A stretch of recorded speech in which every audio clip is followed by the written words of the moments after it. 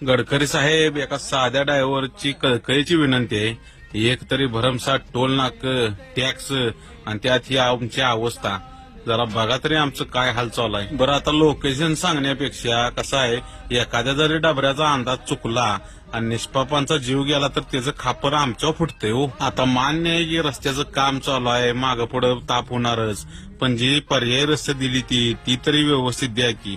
इथं सगळीच भराडली जाते ती हो. रस्त्यावर टाकलेली खडी सोडली तर एक सुद्धा मटेरियल ओरिजिनल वापरत नाही ती. जागा देऊन जागा कसं राहायचं का नाही ते आमच्या गाड्यावाल्यांच्याकडे शिकायचं.